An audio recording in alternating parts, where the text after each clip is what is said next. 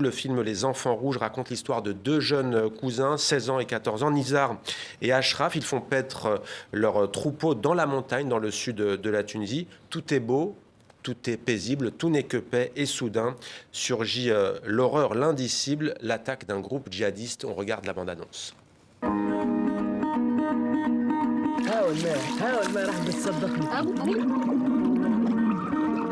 عمي وبابا كانوا يجوا يسرحوا لهنا كل يوم يمشوا وين يحبوا غادي لهنا اللوت كلها امتيانا ما يحكم فينا حد حتى منير دقدقني بتريح الجبال منوا علي متحملنا نمشوا بالليل نزار أشرف تعال هنا نزار وين؟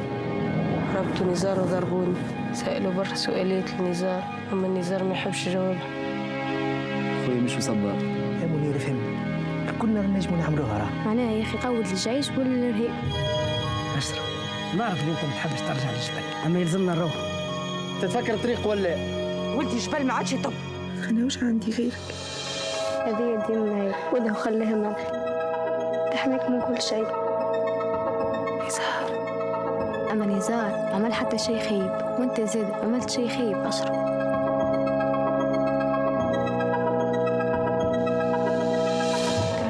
جبل وقول لي شنو نعمل نزار خاف تشرف هاني معاك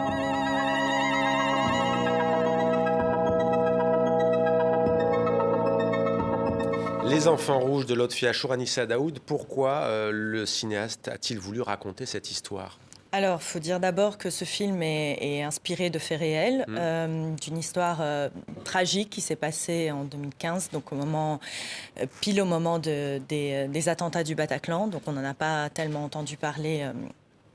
En tout cas à l'international. C'était la première fois que des djihadistes s'attaquaient à des civils et de la manière la plus terrible, puisque vous avez raconté, donc ils se sont attaqués à un enfant et ce fardeau qu'on lui donne de rapporter, parce que l'enfant est décapité et la tête est remise à son cousin dans l'idée de terroriser absolument toute la région.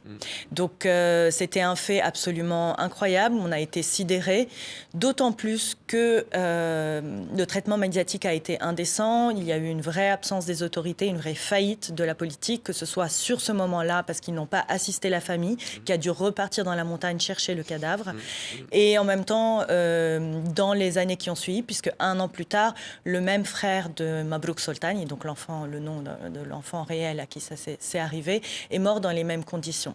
Donc à ce moment-là, c'est devenu une nécessité de raconter cette histoire. De la porter à l'écran. De la porter à l'écran, à la fois dans une volonté de travail de mémoire collectif, dans une volonté qu'on n'oublie pas, mais également parce que le film est d'abord un film, pour raconter cette odyssée intérieure, ce chemin initiatique de cet enfant qui essaye de commencer un travail de deuil, qui vit un choc post-traumatique et qui va sublimer ça à travers ses outils, les outils de l'enfant, c'est-à-dire l'imaginaire, un aspect presque fantastique dans le film qui, lui, se rattache plus à un drame personnel que Lotfi a vécu avec la perte de son jeune frère et qui est vraiment aussi lié à ce moment universel qu'on a tous vécu.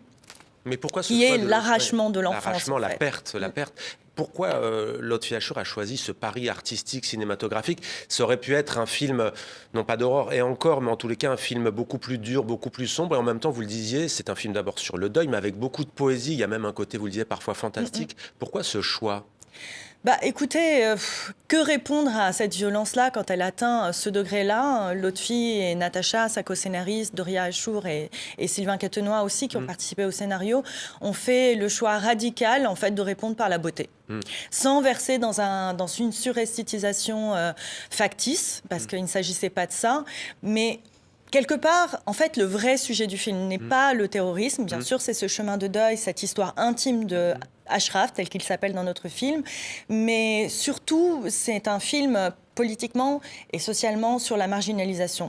Parce que, en fait, et d'ailleurs, il y a un choix très fort dans le film, Lotfi choisit de ne pas montrer les visages ni des terroristes ni de l'État, parce qu'il les met quelque part sur un plan d'égalité dans la violence. Ces gens sont pris en étau entre la violence, du mépris et de la marginalisation de l'État, enfin, qu'ils vivent à cause du traitement de cette région.